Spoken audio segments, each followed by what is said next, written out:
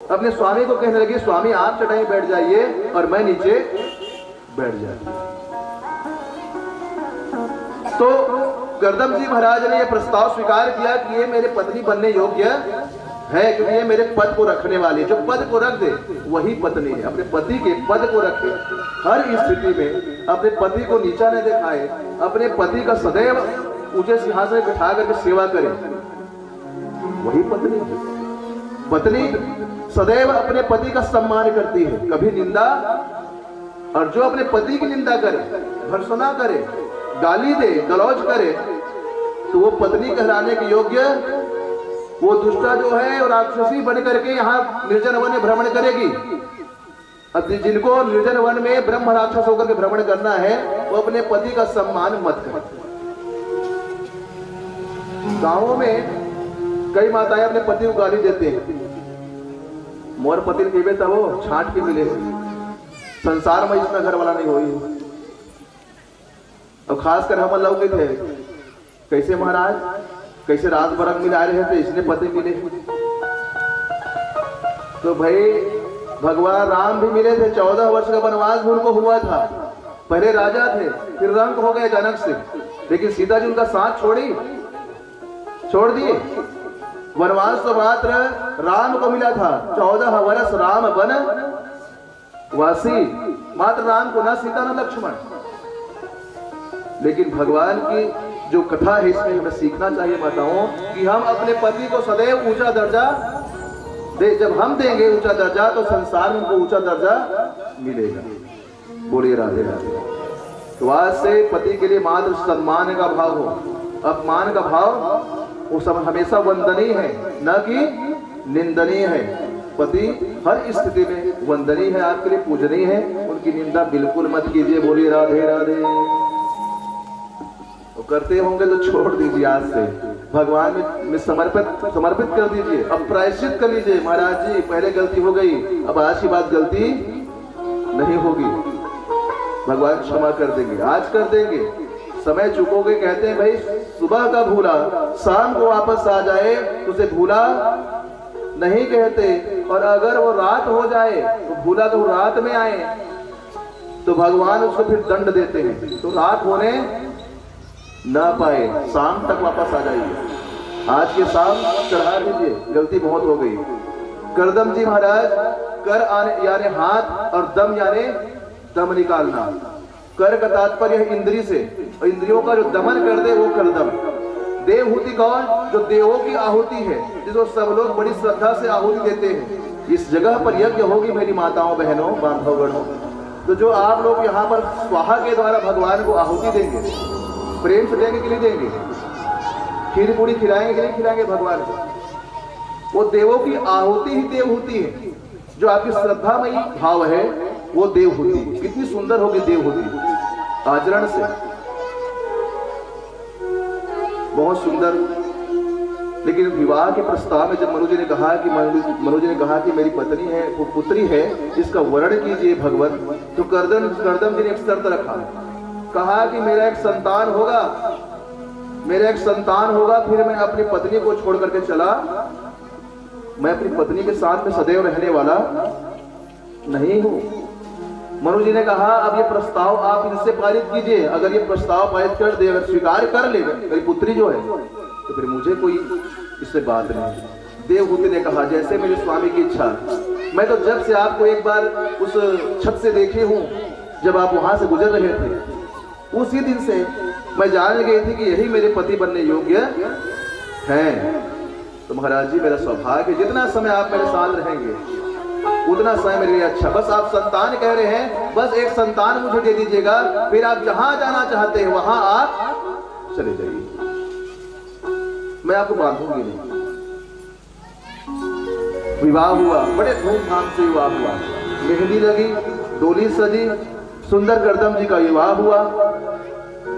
लेकिन ये जो देवहूति थी वो तो 18-20 वर्ष की थी, और ये जो करदम जी महाराज थे हजारों वर्ष के बूढ़े, दाढ़ी पका हुआ। जोड़ी कैसे बने? अब जैसे वर हो वैसी दुल्हन होनी चाहिए। बिंदु सरोवर के समीप जाकर के करदम जी महाराज तपस्या के बल से उसमें स्नान किए। जैसे ही स्नान किए 21-22 वर्ष के यौवन बन करके उसमें से बाहर निकल गए। ये ईश्वर की कृपा है। सुंदर जोड़ी बनी। भगवान से आग्रह किया, प्रभु मैं जब रमण करूं तो कोई मुझे देखे मत, संसार वाले कोई जीव मत देखे, यहां तक कि आप भी मत। मैं जब अपने पत्नी के साथ रमण में लगा रहा हूं, संसार के सृजन में लगा रहा हूं, तो प्रभु कोई मत देखे मुझे। एक ओरा लगा, एक भगवान की कृपा से विमान आया, उस विमान में दोनों बैठे 100 वर्षों तक रमण किया। 100 वर्षों तक रमण किया। और ये रमण जो है, जो मनु महाराज ने किया, यही रमण हजारों कल्पों का रमण एक पति पत्नी के लिए आशीर्वाद स्वरूप बना। जो पति पत्नी श्रद्धा भाव से प्रेम से जीवन जीती है, जो पति पत्नी इस धरा पर 125 वर्ष की आयु श्रद्धा से जी लेती है, और वैसे मेरी माताओं 60-70 साल की आयु में लोग यहाँ से चले जा रहे हैं, ज्यादा की आयु बची नहीं। तो जो अपने पति पत्नी के साथ जीवन बड़े श्रद्धा से जीते हैं, उनको बिहारी जी उस आत्मा को पति लोक में हजारों वर्षों के लिए भेज देते हैं, और वहां पर कोई उसे सुख दुख सब उनके सम होता है। सुख दुखे समय कृत्वा, सब बराबर होता है, और वहां पर वो रमण करती है। 100 वर्षों का बड़ा एक समय बीता। 9 कन्याओं का जन्म हुआ। 9 कन्याओं का जन्म हुआ। अरुंधति, शांति, इस सब का जन्म जब हुआ तो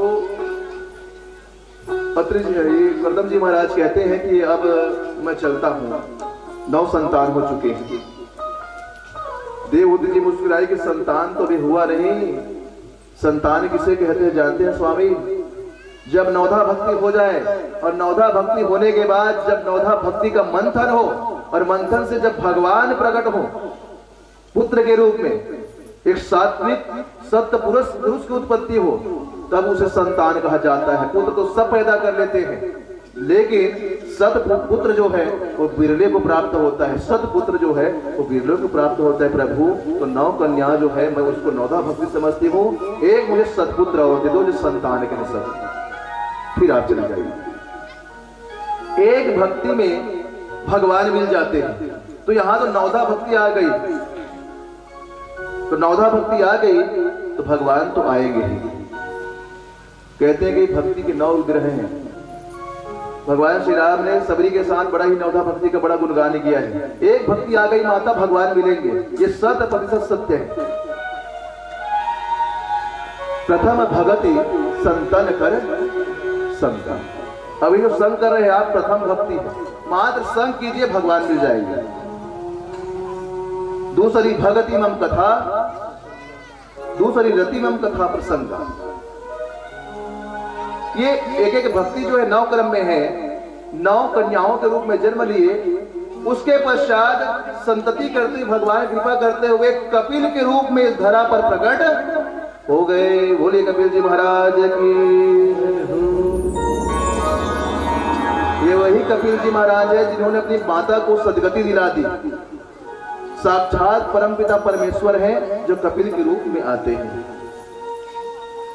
करदम जी महाराज वहां से छुट्टी लेकर के फिर आगमन करते कि हे देवहूति, अब मुझे छुट्टी दे, क्योंकि मुझे भगवत सेवा करना है। और जब सृजन हो जाए तो वास्तव में एक समय के बाद सभी लोगों को संन्यास ले लेना चाहिए। जैसे बूढ़े हो गए तो नाती क्या कहता है? बाबा बाबा कहता है कि नहीं कहता? बाबा बाबा बाबा। तो समझ जाना चाहिए कि अब बाबा बन जाने में ही अच्छा है। ज्यादा गृहस्थ में फंसना उचित नहीं है, क्योंकि दलदल ही है। लेकिन इधर से पुत्री की लड़की आती है, वो कहता है नाना नाना नाना, और वहां पर नाना का तात्पर्य हो जाता है ना, मतलब बाबा बनना नहीं है, घर में ही रहना है। बेटे का पुत्र बाबा कहता है और बेटी का पुत्र नाना, हो गया ना।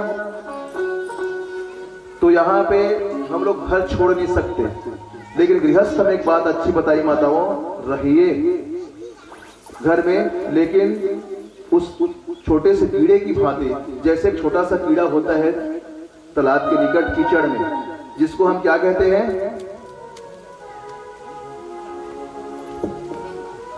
छोटा सा कीड़ा होता है जो कीचड़ में होता है, घोई घोई घोई कहते हैं। और वो घोई कीड़ा जो कीचड़ में रहता है, बार बार जाता है, बार बार निकलता है, लेकिन वो कीचड़